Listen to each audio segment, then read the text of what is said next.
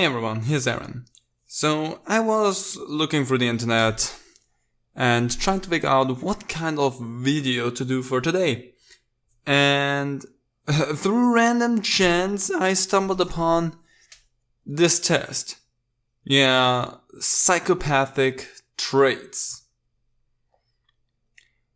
This is for 16 plus only. So this is not like one of those joking tests that we do normally. This is a test that apparently takes itself a little bit more serious, and it should take less than 5 minutes to complete is what it says.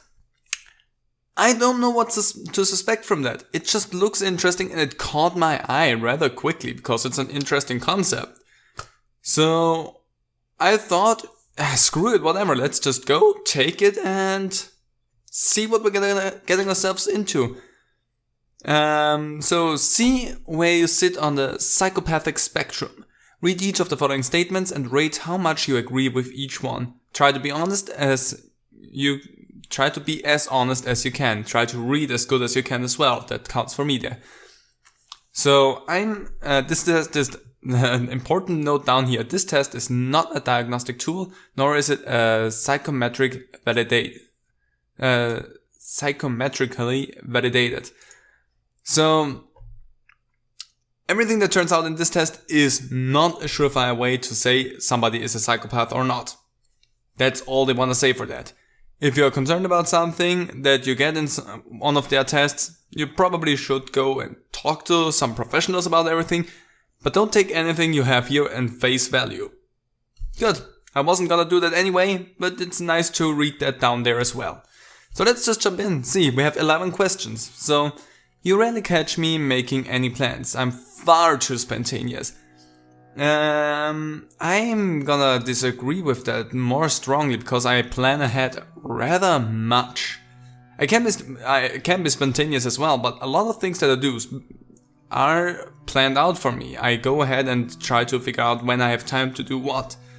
So when I'm on vacation, I'm extremely spontaneous because I love to just go with the flow when I'm on vacation. I don't want to plan ahead. That's a vocation for me. Vacation. But everything else in life, I try to plan ahead. So maybe take it not all the way over to disagree because I have my spontaneous sides, but more over to disagreeing with that statement. I'd have no problem cheating on my partner if I knew I could get away with it. I disagree with that. I would feel horrible if I did that. And I would be the first person to out myself if I would do this, and I would be in shambles. So, no, I could not do that, ever. If I got a better offer, I wouldn't mind cancelling long-standing plans. Depends on what a better offer in that regard is. Let's go for a mind exam right there. I'm not someone to cancel long-standing plans, period. It's not the kind of person that I am. If I have something long-standing planned already, I will make everything else work around that, but not try to shove that one around, because sometimes my phone just had a heart attack there, it seems. Anyway, what I wanted to say right now is, a lot of times when you have some long-standing plans, they need to be long-standing because it might be that either the thing that you are wanted to do is something that has a specific date to go to, or is something that you and the other person that has planned is one of the only times where you both have time to get together. So I would not go ahead and cancel that appointment or that plan for anything else, even if it would be quote-unquote better, because it's far too important to me to do that. So I don't think I would do that. Honestly, I don't think I would cancel any plans. I don't think I ever did anything like this. But as far as going with what we have right here, I think I would disagree with that. That's just my assumption right there. I don't get bothered by seeing animals injured or in pain. Yes and no. This is where a lot of people will get angry at me, I guess. So, it depends on what kind of injury we were talking about, because if it is an injury that they got from... See, this is where I paint myself into a corner right now with that statement right now. An injured animal in general is horrible to see. It's just as bad as seeing a person injured. It's not okay because they feel pain and they are injured, so it's not okay to see that. And I know that a lot of people feel emotional even if they see animals in like Discovery Channel and something like this, in nature documentaries. Which is something that doesn't bother me because it's nature. Nature is in human-centric minded civilization cruel. But it's just nature, it's normal. So it doesn't bother me in that regard because it's just the way things would work out in nature. Seeing an animal abused or hurt or injured on purpose from a human being that doesn't get any gains from that is, however, not okay. So I'm gonna go more towards disagree because it highly depends on what context I get for seeing an injured animal. But I'm gonna lean towards disagree more than anything else because I'm too empathetic to not be bothered by seeing an injured animal. I hope I dissolved this in a way that makes sense to a lot of people there. If not, come at me in the comments. I will try to clear up what I mean with that. It would be fun to drive fast cars, ride roller coasters and go skydiving. I would love to go on a roller coaster ride again at one point. I have a fear of height. But there's still something intrigues me about going skydiving despite my fear, so that is also something that I for some reason find really intriguing. I'm not too interested, however, in driving fast cars. That's I don't get a kick out of that as other people might, so then one I care less about than riding a roller coaster or skydiving. More the roller coasters than skydiving, because skydiving I always think like, oh, I hate it. So, but I'm gonna still slightly agree with that one. It's not a disagree thing. Slightly agree, not everything really completely, but still enough to say, yeah, no, you might be correct about that. I think it's okay to step over other people to achieve my own ambition. I 100% disagree with that. If you have to push others down just to get to your own selfish goals, then you are a prick.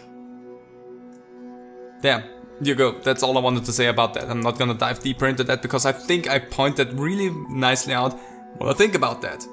I'm not gonna step over anyone just to accomplish my own goals. I'm very persuasive, and getting people to do what I want is a real talent of mine.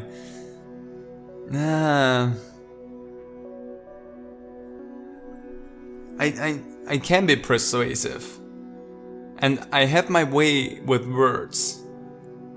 I never tried to get people to do the thing that I want them to do, so I would not know. I just know that I can be persuasive. I don't use the talent outside of my job, however, when it comes to talking to people, however. It's just what I do at my job. And there you have to have some sort of persuasive energy about you to not get stepped over and stepped on by people, like I talked about before. Because that's douchey. And I will stand above being stepped on and will tell you in the face that I do not agree with you. But yeah, I think I have a persuasive aura about me when it comes to my job.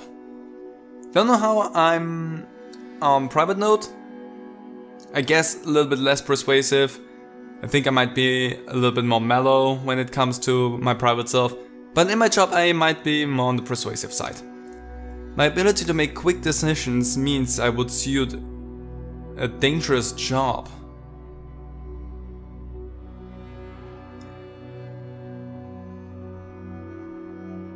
Interesting. Just because I'm able to make quick decisions doesn't mean I would be well suited in a dangerous job. I can make quick decisions. At times you have to be on the spot and have a new idea. And that's what I can do. But I never thought that this would be something that would suit me perfectly for a dangerous job. Maybe it does, I don't know. I'm gonna slightly disagree with that because I'm not 100% sure if my quick decision ability is suiting me for a dangerous job. Totally honest. When the people around me are crumbling under pressure, I'm usually the one with a cool head. I can take pressure extremely well. I don't crumble under pressure, and even after the work is done and everything, I'm not really feeling exhausted about it. So pressure is not a problem for me. I can take pressure perfectly fine. So yeah, I have to highly agree with that one. If anything, I'm cool-headed in pressure situations. If someone gets conned, who cares? They're asking for it. Nah. Screw that statement in particular. Nobody is asking to be ripped off or conned. Nobody. And anyone who thinks that way is a douchebag, is an asshole. Sorry, there you go, said it out loud. You're an asshole if you think that way. Nobody asks for any of that. And I will stand and I will die on that hill. So screw off. I'm rarely to blame for things going wrong. It's usually the fault of the people around me. Nah, I disagree with that. I'm usually the one to be blamed for... Not all the time. That is a little bit of my depression talking there. But if things go wrong and it was under my jurisdiction, of course I am to blame. It's not the people around me. And we work in a team, so if something goes wrong, it's not the fault of a single one, but the fault of concentrated failure in the whole group there. If one thinks they're above all wrongness and all wrongdoings, that's the word, then they're wrong already. So nah, nobody in a group situation is without fault. Fault hits everyone. There we go. While we calculate the results, please tell us a bit about yourself. Okay, I'm gonna do that here, I guess. Okay, there we go. You're placed on the psychopathic spectrum. Your score is 33%. I'm interested in what that means. You are warm and empathetic with a heightened awareness of social responsibility and a strong sense of conscience. You like to carefully weigh up the pros and cons of a situation before you act and are generally averse to taking risks. You are very much a people person and dislike conflict. Do unto others are your watchwords. They are not, but I highly appreciate that you think that way. But although you avoid hurting others, those residing at the higher end of the psychopathic spectrum might not be as considerate. So stay vigilant and avoid being hurt unnecessarily. I am highly vigilant about people like that. And where it says here, I am above hurting others, you avoid hurting others. That is what it says right there. And yes, I don't try to hurt others. But if I don't see another way but to hurt someone in a self-defense situation, then I might go out there. And if it is needed, then sometimes it can't be avoided, is what I want to say with that. It's not an excuse to start any fights or anything else like that. I just want to point that out. It's not an excuse. Just because the situation looks like there's no other way around it does not excuse anyone throwing hands all of a sudden. And usually trying to resolve situations with words works a treat. But not always. So you have to weigh the situation out. And it can be difficult to find that out. But I like that. Let's continue and see what else there is. Oh, interesting. Fans Psychopath Scores. So there is like music that is more leaning towards psychopathic tendencies, like rap, heavy metal are more leaning toward psychopathic tendencies, I guess. And jazz is low on the spectrum, like classic and dance is surprisingly in the middle. I'm someone who likes heavy metal, so I would be pushing that one I think a little bit more down. And the average psychopath score is 52 for the male populace here it seems, and 41 for the female. Also depending on if you insert your gender there. And apparently psychopathic people like fish more, and the least psychopathic people like cats. Interesting if you ask me. I don't know why fish, Probably because there's not a lot to worry about a fish. And if a fish dies, nobody asks too many questions because it's a fish. That is probably a horrible thing to say and maybe gives people ideas. Don't. No. They're still animals. Stop it. How psychopathic are the readers of Financial Times? What? Daily Star, The Sun, I don't know any of these, but interesting. Channel 4 news websites, BBC news websites, and The Guardian. Interesting. A survey with 3,440,718 respondents has so far found. This is surprisingly interesting. I mean, it's just accumulated data over a preference test, so it is definitely not 100% on this is a golden standard, this is how it really is. But it's still interesting what you get out of that. And they are back at the beginning of that. I'm gonna link to this one down in the description. Go ahead, try it out yourself, because it is honestly interesting to go through and maybe see something interesting in yourself with that. I don't know. But I want to point out again, nothing here is diagnostic. So this is just something to make you think a little bit. If more than anything, it is something that makes you think about yourself. And I think with that already it does a good job. Because I think you learned a little bit more about me this way. And I guess I learned more about myself. Which I think I already knew, but whatever. But yeah, it was a fun and interesting test to take. And if you take it, if you want to, you can tell me in the comments how psychopathic you are. Try and take it honest, however. Because this side, I think, is trying to do something real worth of research here. So, anyway, I hope you enjoyed it. See you next time. Bye.